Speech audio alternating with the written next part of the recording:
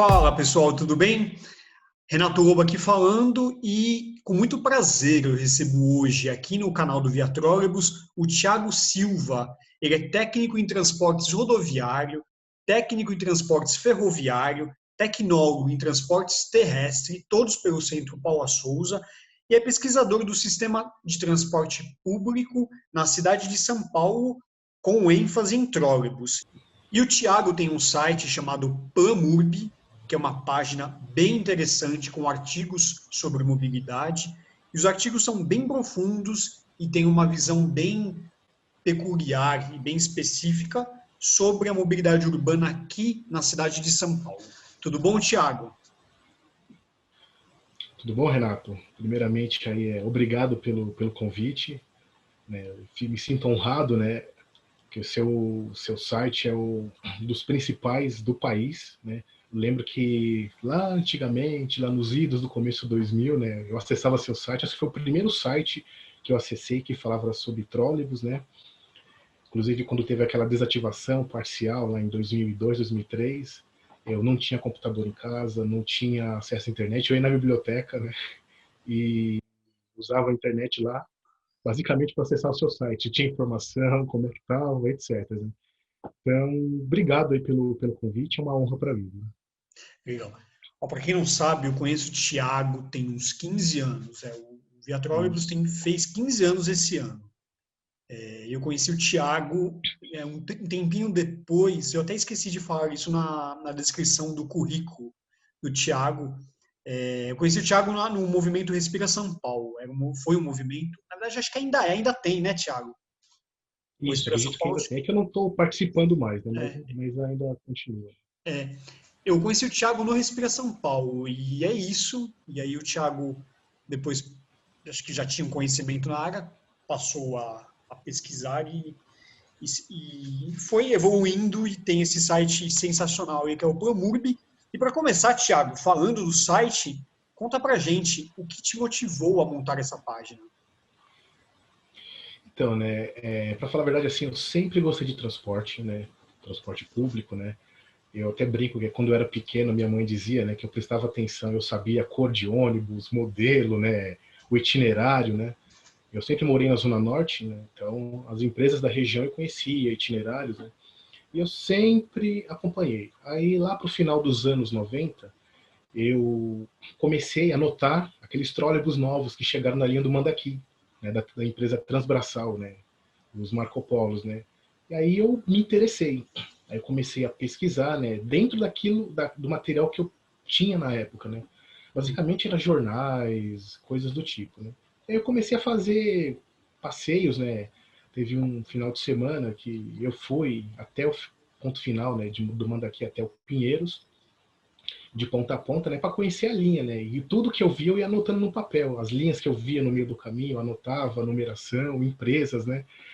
E, enfim, foi uma coisa bem legal. E aí, como você bem disse, eu conheci você no passeio de 56 anos, ano de 2005, né?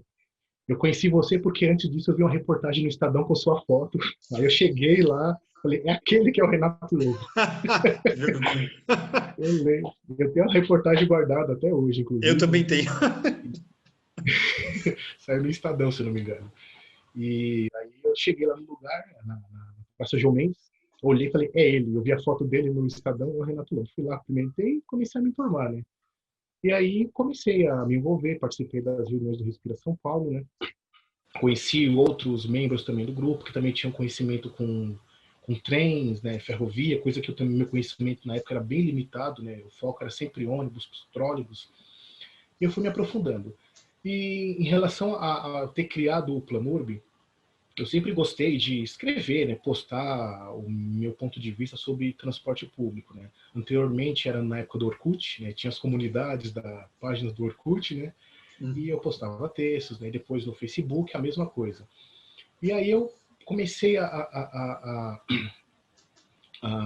pensar em criar o blog porque eu achava que apenas postar em páginas do Orkut, do Facebook ou no meu perfil, né, só quem do meu ciclo de amizades que poderia ter acesso, né. Não que eu sou o dono da verdade, jamais, né, mas eu gostaria de mostrar um ponto de vista diferente, né, do que do que as outras pessoas, porventura, estejam enxergando.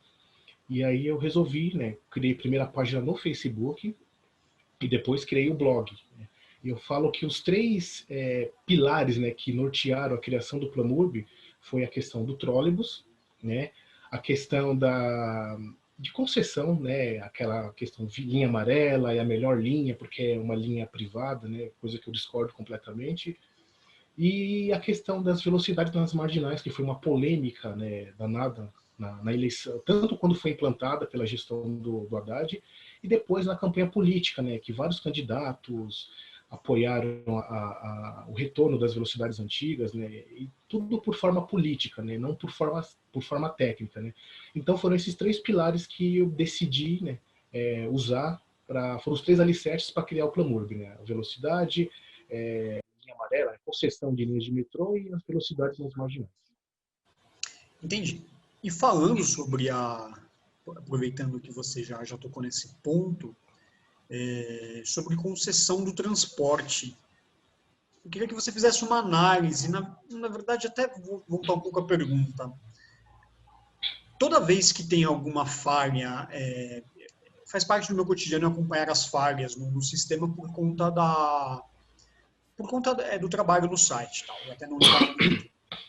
E sempre aparece, sempre chove esse comentário, tem que privatizar mesmo. Eu queria que você fizesse uma análise, Thiago. Vi que você discorda sobre o fato da concessão. Eu queria que você falasse um pouco da sua opinião, se você discorda totalmente sobre a concessão ou se a sua crítica é referente a este modelo de concessão adotado, ou a estes modelos, porque eles foram diferentes, né? Me parece que, por exemplo, linha 4 foi de uma forma, linha 5, pegando esses dois exemplos, foram formas diferentes. Então, na verdade, sim, eu não sou contra, né, a iniciativa privada operar linhas de metrô, pelo contrário, eu sou a favor. Só que eu sou a favor de um modelo, por exemplo, como o da linha 6 laranja, que é uma PPP integral. Embora a linha esteja parada, né, foram por outros problemas, né, a questão da Lava Jato, as empresas envolvidas não conseguiram financiamento. Mas esse modelo eu sou a favor, até porque esse modelo é comum, né, aplicado em outros países. Né. Cheguei a ler algumas publicações e lá fora, quando o governo quer ampliar uma linha e não tem recursos para isso, faz uma PPP. A empresa constrói a linha, opera por um tempo lá de concessão e tranquilo. É o modelo que eu acredito. Agora, o modelo que é aplicado em São Paulo, né, como por exemplo a PPP parcial, como da linha 4 amarela, o governo constrói uma parte, o setor privado constrói outra, ou fazer uma simples concessão como a da linha 5, né, o governo construiu a linha inteira e depois repassou para o privado, eu discordo, porque eu acredito que isso acaba... o pessoal fala, né, que o Estado é devagar para construir linhas. Se continuar esse modelo do Estado construir e depois repassar, a lerdeza vai continuar, porque quem está construindo é o Estado. Né? Então, vai esperar concluir a linha para depois o setor privado fazer uma manifestação de interesse privado para operar. Então, eu acho que precisa rever esse modelo. Né? Eu falei da linha 6, mas o da linha 18 também, que seria monotrilho, né, lá de São Bernardo do Campo, também era um modelo muito bom. Fez a concessão, a empresa ia operar, construir e operar a linha por um tempo de concessão. Né? E quando a gente fala, você falou que muitas vezes, né, nos comentários de notícias tem falhas em linhas do metrô, fala tem que privatizar, conceder. A mesma pessoa, muitas vezes, né, a maioria das pessoas que falam isso são aquelas que quando a gente fala, tá vendo, ó, privatizou a linha, mas continua com falha. Essas mesmas pessoas vão lá e falar, mas privatizar não é garantia de que não vai ter falhas. Ué, mas quando era estatal, alegava-se que privatizando você teria redução de falhas ou não teria falhas. Então entra meio que essa incoerência, né? Eu deixo claro que eu não sou contra, né? Mas pegando o gancho da linha amarela, né, da via 4, né, quando falam que é a melhor linha que não tem falha, são vários fatores que faz com que, entre aspas, né, não tenha falhas. Né? E aí eu vou, que é a questão que eu me aprofundo um pouco mais. Eu vou um pouco da questão de inserção urbana. Né? Você pega o eixo da linha amarela, onde ela está inserida, você vê que é uma linha que está praticamente toda no centro expandido. Né? Agora que ela saiu, chegando no Morumbi, né, ela saiu do centro expandido, mas ela continua no centro expandido, ela está numa região com uma grande oferta de emprego, tem um fator de renovação altíssimo, ela tem integração com outras 4 linhas, né? Linha 1, linha 3, linha 2, linha 9. Então você tem uma rotatividade imensa, né? Então a pessoa que embarca na Luz, não sei hoje, né? Apesar que eu acredito que hoje vai até o Morumbi, por conta que ela já chegou na periferia, mas anteriormente, né? Eu falo assim periferia por conta do centro expandido, né? Que é a Claro. Marginal Pinheiros que delimita. Uhum. E a pessoa, antes, né, a pessoa pegava na Luz, descia na República, transferia para a linha 3, ou descia na Estação Paulista, transferia para a linha 2, ou ia até Pinheiro, transferia para a linha 9. Então a rotatividade é gigante. Isso é positivo para a operação. Uma linha pendular, do ponto de vista operacional, ela não é tão boa, né? Porque a pessoa embarca numa estação e vem caminhando até o ponto final. Então a linha 4 está privilegiada em vários fatores, né? Tanto é que a mesma empresa que opera, o mesmo grupo que opera a linha amarela, hoje opera a linha lilás. E a situação é totalmente diferente, estão com mais dificuldade, porque a característica de inserção urbana, de demanda da linha 5 lilás, ela é muito mais parecida com a da linha 3 vermelha, por exemplo, do que com a própria linha amarela, né? Então, a pessoa que pega lá no Capão Redondo, muitas vezes ela vem até Santa Cruz, Chácara Clabim. Então, o movimento pendular na linha lilás é bem maior e a oferta de emprego, né, no eixo da linha é bem menor do que a linha amarela. Acho que a sua explicação, ela dá luz, por exemplo, na CPTM, a linha 11 Coral, ela é a mais cheia das linhas da CPTM, porém ela é menos rentável que a linha 8 e 9, que são menos cheias, né? Acho que talvez isso Uhum. explica, né, essa questão da linha pendular, né? Isso explica bastante. Inclusive, né, no site da Implaza, né, acho que o site da Implaza ainda está no ar, se não me engano, acho que não foi extinto ainda. Você consegue enxergar essas UITs, né, as regiões que têm padrão socioespacial. Então, se você pega qualquer linha, tanto do metrô, CPTM, você olha no eixo dessas linhas e você vê como é cada território, né? Uhum. E você vê se é uma região residencial, se é uma região comercial, se é uma região mista, se é uma região industrial. Então, isso você consegue enxergar muito bem. Até quem tiver assistindo puder acessar o site da Emplaza, tem um local lá na página que você consegue enxergar isso, né? E você também, pegando a linha amarela e a linha lilás, dá para fazer um comparativo. É bem interessante, né? Então, por exemplo, se você tem oferta, quanto mais uso comercial ou uso misto no eixo da linha, maior vai ser o movimento sobe e desce, né? O fator de renovação, como diz, né? Agora, se for uma região essencialmente residencial, você vai ter mais gente, né, de manhã, pegando a linha lá no extremo dela e vindo para o centro, e no fim da tarde a pessoa pegando no centro a linha, embarcando no centro e vindo para o bairro. No meio do ônibus é o famoso pinga-pinga, né? O pessoal Isso, chama isso de famoso enfim. pinga-pinga. Chamam, por exemplo, a gente estava falando de trólebus a 22,90, né? Terminal São Uhum. Mateus, terminal Parque Dom Pedro, que tem uma renovação grande de usuários. Para quem não sabe, ela sai de Uhum. São Mateus, Mateu Bay, Rio das Pedras, Conselho Carrão, Celso Garcia. E ela dá uma volta imensa no centro. Eu acho que quase Uhum. ninguém pega, porque não, a não ser eu que gosto de trólebus e outras pessoas que pegam de ponta a ponta. Mas, né, eu É, acho que é isso, né, a questão do é pinga-pinga. isso.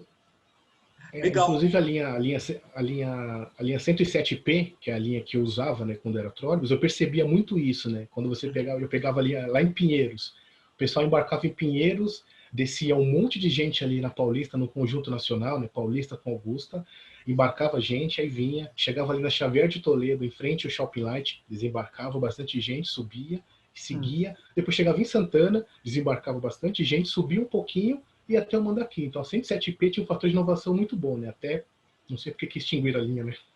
Que pena, né? Na verdade, isso acho que é meio que fundiu com o 07T, não é? Fundiu com a 107T, né? Só que na verdade prevaleceu o itinerário da 107T, né? Ah, é Então, verdade, porque ela vai para o Tucuruvi, não vai para o Mandaki, é verdade. É verdade, é e verdade. ela vai pela rodoviária do Tietê também. A 107P ia pela Ah, é Praça Campo verdade. de Bagatelle, né? Eu lembro disso. Legal, legal. E me fala uma coisa, o Thiago. Falar sobre linhas pendulares, a gente imagina então que uma determinada região tem uma grande concentração de moradias, em outra, uma grande concentração de empregos, de postos de trabalho, então você precisa dessa massa se deslocando, e aí sempre a gente cai na questão do planejamento urbano. E aí, a resposta, inclusive essa resposta, eu até chamo resposta de gaveta, né? Precisa construir mais linhas de metrô. Precisa planejar melhor a cidade. São aquelas respostas super, super fáceis e que a gente sabe que não é tão fácil assim. Me diz uma coisa, qual que é a sua análise sobre esse último plano diretor aprovado aqui em São Paulo? Eu não estou muito a par sobre isso, tá? Estou fazendo essa pergunta meio sem saber, meio desconhecendo alguns dados, mas você acha que essa aprovação no plano diretor ele pode ser capaz, a longo prazo, de redesenhar a cidade? Ou precisaria de uma política pública ou uma ação de governo, se é que a gente pode chamar assim, mais efetivo para que a gente possa resolver? Resolver, eu acho que daqui a uns 200 anos a gente resolve. Mas qual que é o caminho das pedras, pelo amor de Deus, para a gente não ter mais linhas pendulares? Então, eu acredito que precisa de uma política pública mais incisiva, né, mais pesada, porque, como você falou, né, muitas vezes é discurso pronto, plano de gaveta, né, tem que levar o emprego para a periferia, tem que levar moradia para o centro. Basicamente seria isso, né? Só que falta pulso firme, porque na época de campanha política todo mundo fala, vou fazer isso, vou fazer aquilo. Quando chega lá, emperra, ou não sei o que e tal. Inclusive, num artigo meu, que eu escrevi há algum tempo, eu falava isso, né? Há um tempo atrás, inclusive, se eu não me engano, ali no eixo da Jacopêssego, se eu não me engano, chegaram a fazer um polo, né, para tentar levar empregos para a periferia, né? Na época, a alegação, né, não sei quanto tempo faz, mas na época, a alegação é que faltava um pouco de infraestrutura. Né? Por exemplo, empresas de telefonia, empresas que lidam com informática não teriam uma infraestrutura adequada para poder prover essa necessidade. Por exemplo, não tinha fibra ótica, por exemplo, estou citando um exemplo, né? Não tinha fibra ótica, então precisaria de uma velocidade maior. Então precisa de um programa, né, bem incisivo, bem pesado, para poder garantir isso. É a mesma questão envolvendo, por exemplo, você falou do metrô, faz mais linhas de metrô. Tá, ótimo, mas só que além de demorar, muitas vezes se prioriza, eu particularmente enxergo isso, priorizam linhas que, é até delicado o que eu vou dizer, né? Priorizam linhas que talvez pudessem ficar por um segundo momento. Por exemplo, eu como resido na Zona Norte, né, eu bato na tecla direta, né? A Zona Norte não tem prioridade do metrô para construir linhas, né? E é uma região que precisa, é uma região com uma necessidade gigante, né? Porque a gente depende basicamente de linhas de ônibus. Temos só praticamente 2 linhas de metrô, né? A linha 1 azul e a linha 7 Rubi, né? Que é um sistema de metrô, sistema sobre trilhos, né? E precisaria de muito mais linhas, só que infelizmente se priorizam outras regiões que também demandam, têm necessidade, mas poderia, né, digamos, esperar um pouco mais e o metrô pudesse investir em outras regiões. E vai um pouco nessa questão das moradias, né? Acho que falta pulso firme. Acho que é basicamente ter pulso firme, dar incentivos fiscais, né? E não ficar só naquele discurso de gaveta, tem que colocar emprego na periferia e moradias no centro. Basicamente é isso. Você ia falar uma coisa? Desculpa. Não, continua. Desde 2000, acho que na campanha da Marta Suplicy para a Prefeitura de São Paulo, desde aquela época até hoje, e a gente vai ouvir esse ano, para quem nos vê agora, preste atenção. Todo candidato, ou muitos candidatos, prometem levar moradias para o centro. Isso sempre fica no campo das ideias. 2 coisas só sobre sua fala, Thiago.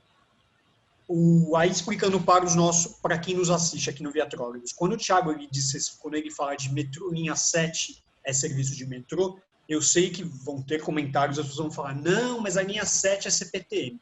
O Thiago está dizendo que existem linhas da CPTM, posso dizer que a maior parte delas prestam um serviço de metrô, quer dizer que tem intervalos regulares, intervalos baixos e serviços próximos ao metrô. É isso, né, Thiago? Só explicando um pouco melhor para o pessoal. E a segunda... só para só para diferenciar, né? Porque existe linhas de metrô, com M maiúsculo eu falo, né? Que é linhas de metrô, e linhas do metrô, com M maiúsculo, que é a empresa pública que opera linhas. Então, eu gosto sempre de dizer linhas de metrô, que aí engloba metrô, CPTM, Via 4, Via Mobilidade, enfim. Legal. E a segunda coisa, eu esqueci. Caramba, o que eu ia perguntar mesmo? Tá. Lembrei. E o segundo ponto, Thiago, você falou sobre. Eu não entendi muito, na verdade. Linhas que ficam para o segundo momento. Você está dizendo sobre projetos que não são prioritários, é isso? Acredito que sim, é basicamente isso. Eu, particularmente, acredito que existem linhas que podem ficar para depois, né?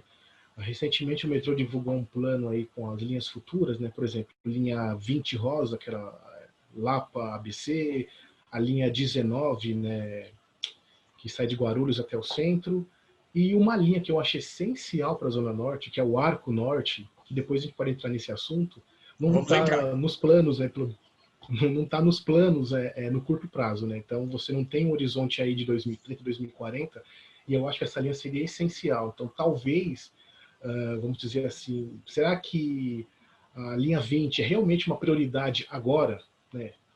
Será que não poderia fazer uma linha, priorizar a linha da Zona Norte, o Arco Norte, por exemplo? Claro que aquela região precisa de uma linha de metrô, mas eu acho que, e aí eu vou entrar também em outra questão meio que espinhuda, né?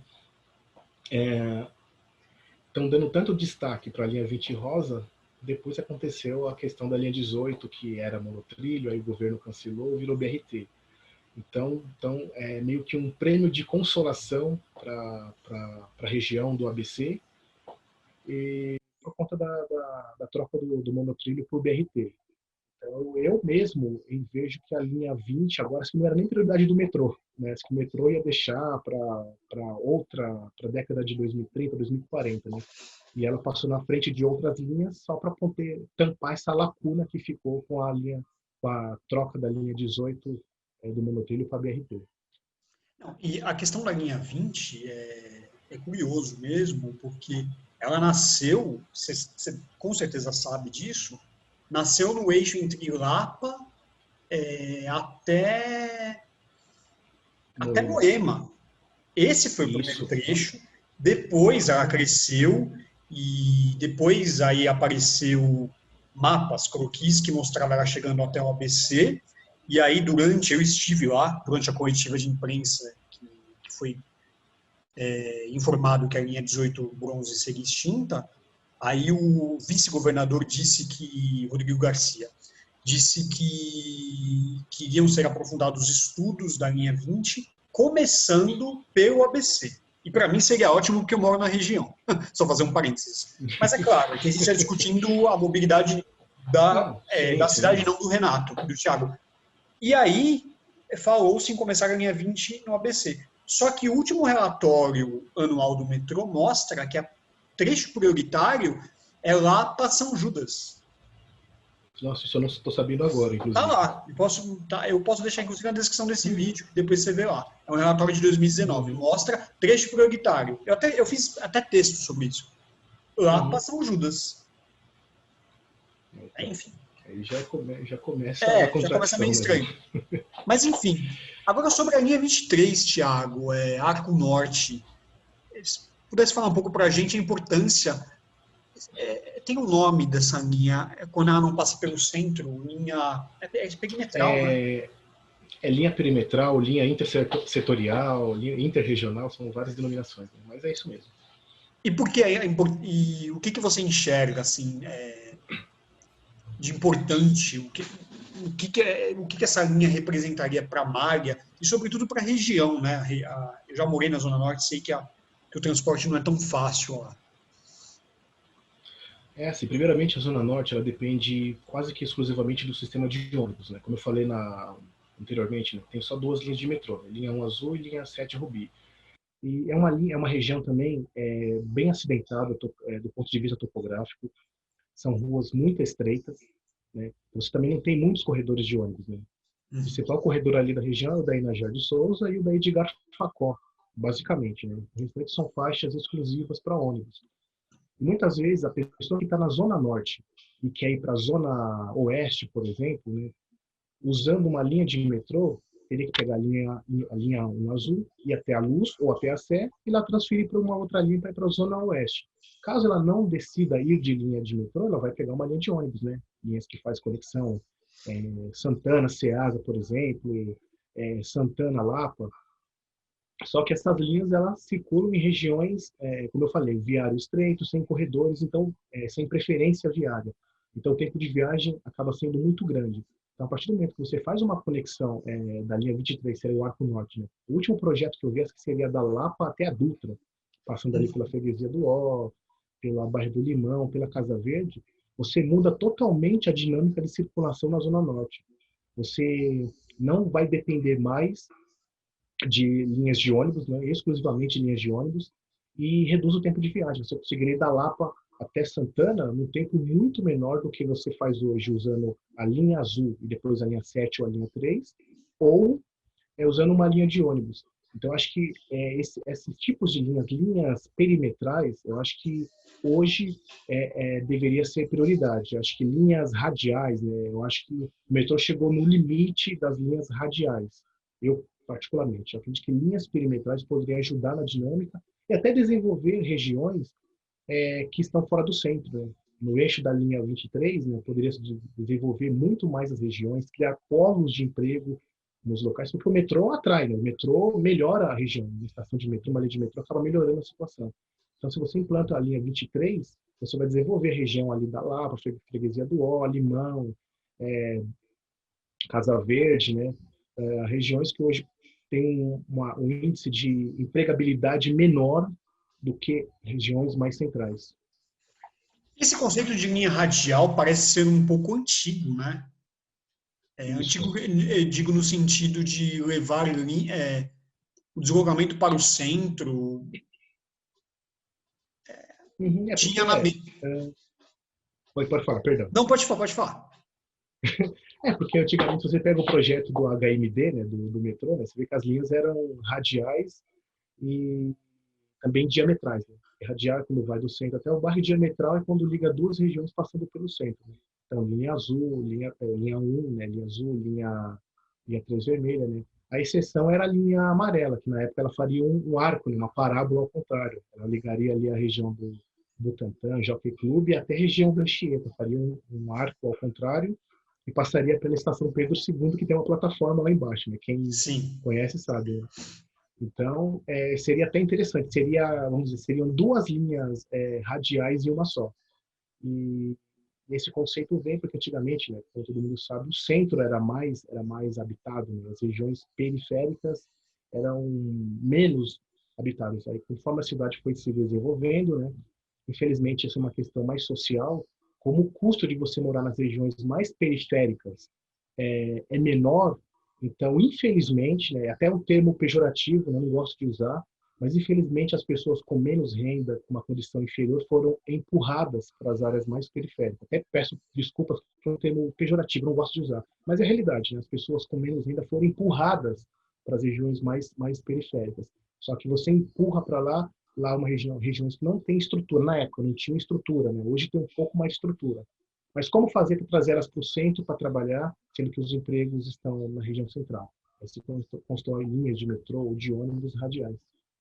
Sim. Agora você falou um ponto importante, né? Essa questão da moradia nas áreas periféricas. E eu digo até, é engraçado que, dependendo da região que você fala aqui em São Paulo de periferia, algumas pessoas se sentem ofendidas por chamar de periferia, mas o termo região afastada do centro, né? Acho que esse é o termo, ou parecido, e as pessoas ficam ofendidas, né? Então, um ponto importante, né, na sua fala, Tiago, tenho conhecidos que moram em Diadema, em uma região bem afastada, próximo ao bairro do Eldorado, na Zona Sul. E quando eu passo lá, as ruas super estreitas, sem calçada, são abarrotadas de carro. E seria desumano convencer estas pessoas a utilizarem o transporte público. Lá passar uma linha na parte de São Paulo, que acho que é Transolf, acho que é 5013, se não me falo a memória, o número da linha. Não tem transporte. Não tem transporte, e se tiver, as pessoas que moram lá, elas vêm trabalhar no centro. Não tem emprego, a não ser que a pessoa trabalhe no mercadinho. Nada contra quem trabalha nesse tipo de serviço, é super essencial. Mas, por exemplo, alguém quer trabalhar no escritório, em outra função, a pessoa vai ter que para se deslocar, ou ela vai enfrentar horas no transporte coletivo, ou ela vai ter um carro. Então, por exemplo, dessa região que eu estou mencionando, a divisa de Diadema com Eldorado, é 1 hora até o Jabaquara. Nossa, 1 hora. 1 hora. Porque o ônibus passa. Acho que ele só não entra na represa, lá na Biggs, mas ele passa Fica todo. zigue-zagueando, né? Então você vê que a gente volta na questão do planejamento urbano. E as ruas são super estreitas, não tem, calçada é inexistente. Nesses tempos de pandemia que eu passei por lá de carro, muita gente sem máscara. Parece que são realidades diferentes, assim. Aí eu começo para outros campos de discussão, mas parece outra realidade. Você vê como essa questão do planejamento urbano interfere em muitas coisas. E falando ainda sobre essa questão, eu mencionei sobre a questão das máscaras, a gente vive em uma pandemia. Tem a questão, a gente falou sobre anteriormente falamos sobre a questão de linhas de transportes pendulares, e tem a questão da lotação. E aí você só consegue resolver questões, pelo menos, a gente pulando para a parte do ônibus, a gente só consegue resolver a lotação de ônibus dando prioridade às faixas de ônibus. Só que o que a gente percebe aqui nos últimos anos, sobretudo na gestão Dória-Covas, é que as faixas de ônibus não tiveram crescimento. E a gente também percebe aí que as ciclovias agora, no último ano de gestão, Covas está saindo alguma coisa, tem algumas ciclovias sendo feitas, só que ficou um tempo aí, ficaram 3 anos discutindo as ciclovias, e a expansão dessas duas malhas super importantes parece que não virou. Queria que você comentasse sobre, Thiago, sobre esses dois pontos. Então, até um tema bem interessante, né? Começando pela questão das ciclovias, ciclofaixas, ciclorrota, né? Eu brinco, né, que eu lembro que uma declaração foi bem feliz do Bruno Covas, ele falando, né, que o porquê de estar demorando, postergando a construção de novas faixas para bicicleta, né? Ele foi bem feliz falando que não se faz ciclovia como se estivesse jogando orégano e uma pizza. Foi uma declaração bem feliz dele, né? E aí eu brinco, falo que nesses 3 anos e meio, o Bruno Covas sequer jogou orégano, porque nem a massa da pizza ele preparou. E eu acho que a prefeitura perdeu um tempo precioso, né? Porque eu falo, na gestão do Haddad foram construídos, se não me engano, 400 quilômetros de ciclovias, né? Já tinham aproximadamente mais 100, totalizando 500 quilômetros. Nesses 3 anos e meio, eu vou focar nos 3 anos e meio, porque efetivamente começou a construir agora no segundo semestre, né? Então, nesses 3 anos e meio, se a gestão Dória Covas tivesse feito alguma coisa, nós teríamos uma malha bem maior. Poderíamos ter hoje por volta de 800, 900 mil quilômetros, 800, 900 quilômetros de ciclovias. E poderia amenizar os impactos negativos do coronavírus, justamente porque agora estão incentivando o uso das bicicletas, não só no Brasil, mas em vários países do mundo, estão incentivando o uso de bicicletas, inclusive fazendo ciclovias, né, provisórias para poder circular em alguns horários, enquanto a estrutura definitiva não é implementada. Então, falam tanto, né, em falaram tanto na falta de planejamento na gestão anterior, né, fizeram ciclovia de qualquer jeito, é falta de planejamento. Mas ficar 3 anos e meio sem fazer 1 quilômetro sequer também é uma falta de planejamento. E ficar apenas, tem que fazer ciclovia bem planejada. Mas o que é fazer algo bem planejado? É do jeito que a pessoa, do jeito que aquela gestão quer, ou do jeito que seria bom para a cidade como um todo, para a sociedade como um todo. Isso na questão da ciclovia. E as faixas para ônibus outro ponto interessante que também, infelizmente, ficou paralisado, né? Como eu falei, só pegando o gancho da Zona Norte, a região da Zona Norte é uma região com topografia bem acidentada e com ruas estreitas. Não dá para você fazer um corredor de verdade, né, à esquerda, com faixa de ultrapassagem. Essas regiões, o ideal é fazer faixa exclusiva, que embora seja uma estrutura mais simples, ela tem peso positivo na fluidez dos ônibus. Então você implanta uma faixa para ônibus à direita, você melhora muito a velocidade, né? Um exemplo é o da 23 de maio, que reduziu bastante a velocidade dos ônibus, né? Então não adianta falar faixa exclusiva é algo, não é corredor de verdade. Realmente não é corredor, mas dentro do contexto de mobilidade urbana do transporte por ônibus, ela tem um peso essencial e funciona muito bem. Reduz o tempo de viagem, pode reduzir a lotação, né? Até porque se o ônibus tem uma fluidez maior, ele consegue fazer um número maior de viagens, né, e transportando o número de pessoas.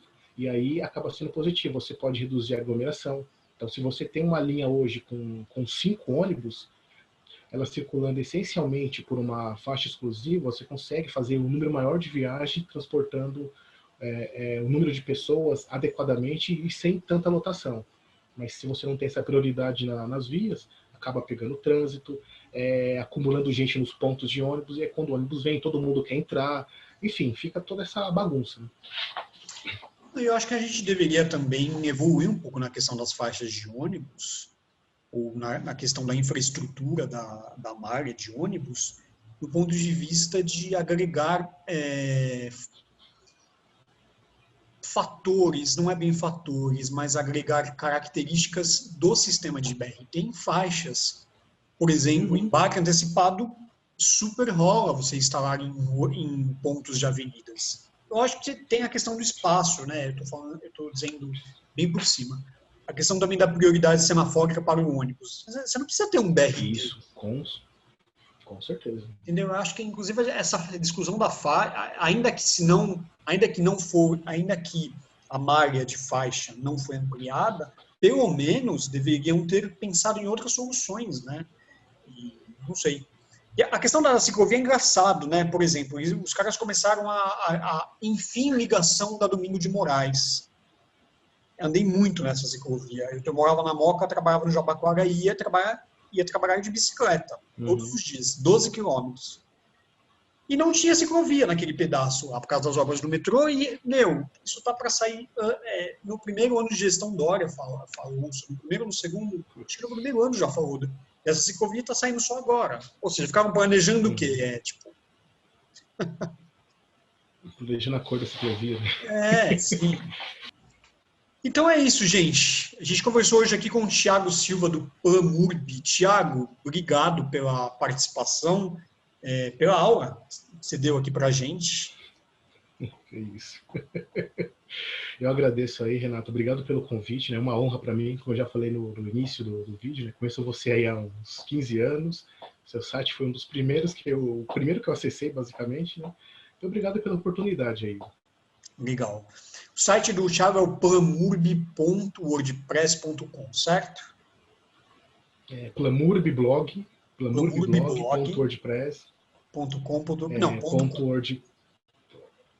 .wordpress.com.br. Tem página no Facebook, tem Instagram, tem Procurem lá, Plamurb. Eu vou deixar na descrição desse vídeo o site do Thiago e as redes sociais para vocês seguirem lá. Como eu disse no começo do vídeo, lá tem uma discussão mais profunda, os textos são mais ricos de detalhes, e é isso. Obrigado, Thiago. A gente se vê até a próxima, pessoal. Quem gostou do vídeo, deixa aquele papo de sempre aqui no YouTube. Gostou do vídeo, joinha, se inscreva no canal. E a gente se vê no próximo vídeo. Grande abraço.